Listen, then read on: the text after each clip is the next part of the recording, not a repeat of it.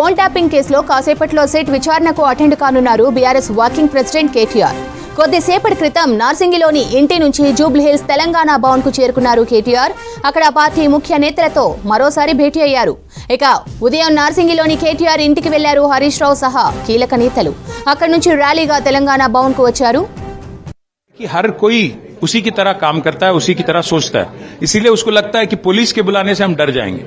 हम उनसे कहना चाहते हैं, भाई ऐसा है, आप जो कर रहे हो बार बार हमारे लीडरों को बुला के हमें फ्री पब्लिसिटी देके हमें कोई तकलीफ नहीं. आप जितने भी बार बुलाओ आएंगे, क्योंकि हमने गलत कुछ किया ही नहीं, तो डरने की क्या बात है. और दूसरी बात ये भी कहेंगे आपसे, आज हमारे पार्टी के लीडर और हमारे पार्टी ने इनकी करप्शन को एक्सपोज किया.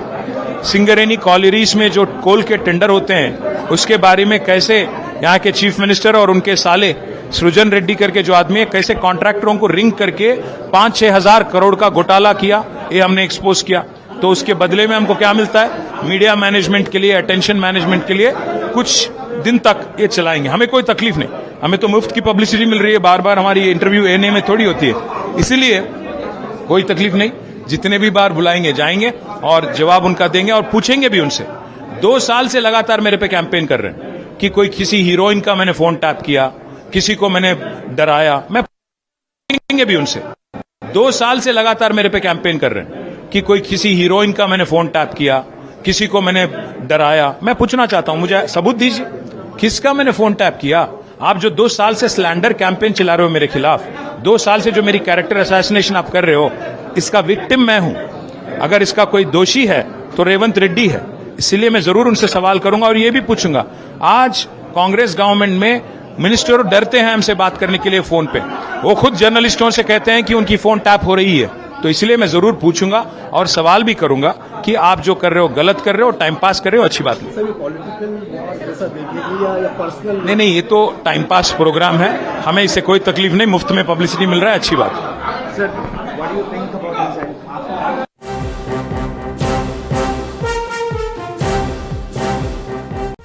తెలంగాణ భవన్లో ఫోన్ ట్యాపింగ్ కేసు సిట్ నోటీసులపై కేటీఆర్ మీడియాతో మాట్లాడే అవకాశం ఉంది. ఉదయం 11 గంటలకు జూబ్లీహిల్స్ పిఎస్లో ఎంక్వైరీ చేయనుంది. ఇక నిన్న 160 సిఆర్పిసి కింద కేటీఆర్కు నోటీస్ జారీ చేసింది సిట్. విచారణ ఇవాళ జూబ్లీహిల్స్లోని తమ కార్యాలయానికి రావాలని ఏసీపీ పి వెంకటగిరి సూచించారు. ఈ నెల 20న ఇదే కేసులో హరీష్ రావును విచారించగా కేటీఆర్కు నోటీస్ జారీ చేయడం ప్రాధాన్యం సంతరించుకోంది. బీఆర్ఎస్ ప్రభుత్వ హయాంలో ఎస్ఐబి కేంద్రంగా ఫోన్ అక్రమ ట్యాపింగ్ జరిగిందంటూ 2024 మార్చిలో పంజాగుట్ట ఠాణాలో నమోదైన కేసును ప్రస్తుతం హైదరాబాద్ పోలీస్ కమిషనర్ సజ్జనార్ నేతృత్వంలోని సిట్ దర్యాప్తు చేస్తోంది. ఈ కేసు దర్యాప్తులో భాగంగానే తాజాగా కేటీఆర్ ను విచారణకు పిలిచింది. వాస్తవానికి కేసు నమోదై దాదాపు 2 ఏళ్లు కావస్తున్నా దర్యాప్తు ఇంకా పూర్తి కాలేదు. ప్రధాన నిందితుడు ప్రభాకర్ రావు చాలా కాలం అమెరికాలోనే ఉండిపోవడంతో దర్యాప్తు అనుకున్న రీతిలో ముందుకు సాగలేదు. ప్రభాకర్ రావుపై రెడ్ కార్నర్ నోటీసు జారీ కావడంతో కొద్ది రోజుల క్రితం అమెరికా నుంచి వచ్చి పోలీసుల విచారణకు హాజరయ్యారు. ఆయన్ని విచారించిన క్రమంలో లభించిన సమాచారం ఆధారంగా ప్రస్తుతం సిట్ దర్యాప్తును వేగవంతం చేసింది. ఇక కేటీఆర్ సిట్ విచారణకు సంబంధించి మరిన్ని డీటెయిల్స్ రామ్ ప్రసాద్ లైవ్ లో అందిస్తారు. రామ్ ప్రసాద్, కేటీఆర్ విచారణ అప్డేట్స్ ఏంటి?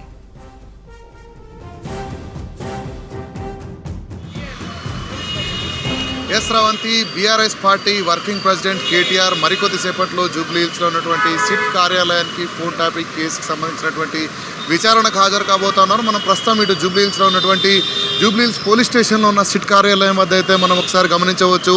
ఇటు బీఆర్ఎస్ వర్కింగ్ ప్రెసిడెంట్ కేటీఆర్ రానున్న నేపథ్యంలో అయితే ఇక్కడ పోలీసులు భారీ భద్రతను కూడా ఏర్పాటు చేయడం జరిగింది.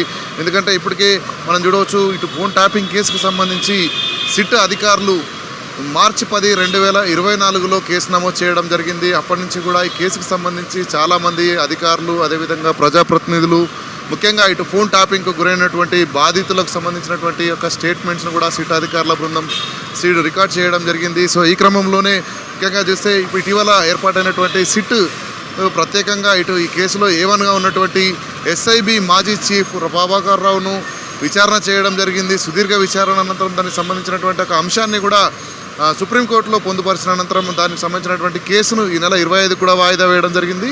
సో ఈ క్రమంలోనే ఈ కేసును మరింత వేగవంతం చేసి కేసు పురోగతి సాధించడంతో పాటు ఛార్జ్షీట్ దాఖలు చేయడమే లక్ష్యంగా అయితే సిట్ అధికారుల బృందం ఇటు సిట్ విచారణను వేగవంతం చేసిందని చెప్పవచ్చు. అందులో భాగంగానే నిన్న సాయంత్రం బీఆర్ఎస్ వర్కింగ్ ప్రెసిడెంట్ కేటీఆర్కు నందినగర్లో ఉన్నటువంటి తన నివాసంలో అయితే నోటీసులను జారీ చేయడం జరిగింది.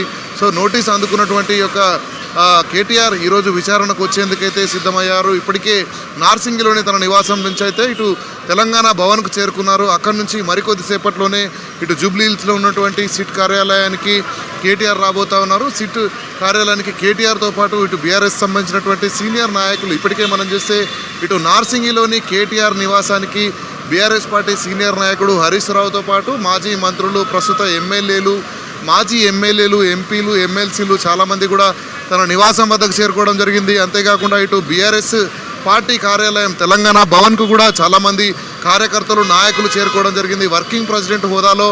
అంతేకాకుండా ఇటు సిరిసిల్ల ఎమ్మెల్యేగా కూడా ప్రస్తుతం కేటీఆర్ ఉన్న క్రమంలో తనకు సంబంధించినటువంటి నాయకులు, కార్యకర్తలు, అభిమానులు చాలా భారీ సంఖ్యలో వచ్చేటువంటి అవకాశం ఉండడంతో అయితే జూబ్లీ హిల్స్ పోలీస్ స్టేషన్ పరిసర ప్రాంతాలలో పోలీసులు భారీ భద్రతను ఏర్పాటు చేయడం జరిగింది. ముఖ్యంగా మనం చూస్తే సుమారు 500 మంది పోలీసులు కూడా భద్రత కల్పిస్తున్నారు. మనం ఒకసారి పోలీస్ స్టేషన్ ప్రమిసెస్ మొత్తం గమనిస్తే సుమారు 100 మీటర్ల దూరంలో కూడా పోలీసులు ఎక్కడ కూడా ట్రాఫిక్ సంబంధించినటువంటి ఇబ్బందులు తలెత్తకుండా ఉండడంతో పాటు వచ్చేటువంటి సాధారణ ప్రజలకు ఎక్కడ కూడా ఇబ్బందులు తలెత్తకుండా అయితే పోలీసులు భారీ భద్రతను కల్పిస్తున్నటువంటి దృశ్యాలను మనం చూడవచ్చు.